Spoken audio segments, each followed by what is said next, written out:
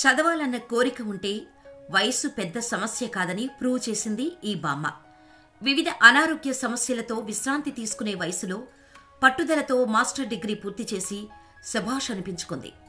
తల్లిదండ్రులు అన్ని సదుపాయాలు సమకూర్చి చదువుకోమన్నా చదువుకోని యువతకు ఆదర్శం ఈ బామ్మ. ఈ వయసులో చదువుకోవడానికి కారణం, ఇంతటి వృద్ధాప్య వయసులో వయసు రీత్యా వచ్చే సమస్యలను అధిగమించి మరీ మాస్టర్ డిగ్రీని ఎలా పూర్తి చేసింది అనే పూర్తి విషయాలను ఈ వీడియోలో చూద్దాం. దానికి ముందు వీడియోను లైక్ చేయటం మాత్రం మరొకండి. యుఎస్కి చెందిన ఈ బామ్మ మిన్నీ పెయిన్.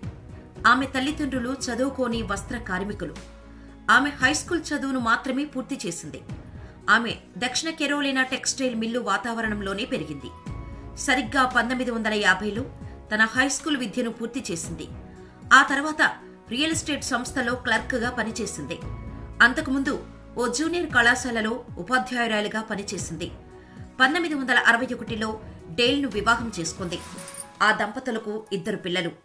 ఇంట్లో కొన్నాళ్లు తల్లిగా పిల్లల ఆలనా పాలనా చూసుకుంది. ఆ తర్వాత మళ్లీ ఉపాధ్యాయురాలిగా కెరియర్ ప్రారంభించింది. ఆ బామ్మ ట్రాన్స్క్రిప్షనిస్ట్ వర్డ్ ప్రొఫెసర్గా 30 సంవత్సరాల సుదీర్ఘ కెరీర్ కొనసాగించి 68 ఏళ్ల వయసులో విరమణ తీసుకుంది. ఆ తర్వాత టెక్సాస్ ఉమెన్స్ యూనివర్సిటీలో చేరాలనుకుంది. తాను చదువుకోలేకపోయినా కాలేజీ చదువుని పొందాలనుకుంది. ఇక అండర్ గ్రాడ్యుయేట్లో భాగంగా జర్నలిజం, బిజినెస్ కోర్సులను తీసుకుంది. 73 ఏళ్లు వచ్చేటప్పటికి అండర్ గ్రాడ్యుయేషన్ను పూర్తి చేసింది.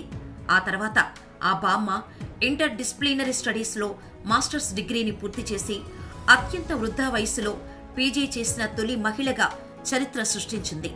అంతేకాదు, తన మనవడితో కలిసి స్టేజ్ పైకి వెళ్లి డిగ్రీని అందుకోవడం విశేషం. తన తోటి గ్రాడ్యుయేట్స్ ఆమెను చూసి స్ఫూర్తి పొందడమే కాక ఎంతగానో అభిమానించేవారు. చదువుకునే వయసులో ఉన్నత చదువులు చదివే అవకాశం లేకుండా పోయింది. అయినప్పటికీ తన కోరికను నెరవేర్చుకుంది. చాలా మంది నేను అలా చేయాలనుకున్నాను, ఇది చేద్దామనుకున్నాను అని కబుర్లు చెబుతూ నిట్టూర్పులు విడుస్తారు. సంయమనం, ఆత్మవిశ్వాసం ఉన్నవాళ్లు ఏదో ఒక రకంగా అవకాశాన్ని దొరకబుచ్చుకొని మరీ తమ కలను సాకారం చేసుకుంటారనడానికి ఈ బామ్మే ఉదాహరణ. మరిన్ని ఇలాంటి ఇంట్రెస్టింగ్ స్టోరీస్ కోసం మన ఛానల్ని వెంటనే సబ్స్క్రైబ్ చేసుకుని పక్కనే ఉన్న బెల్ ఐకాన్ కొట్టేయండి.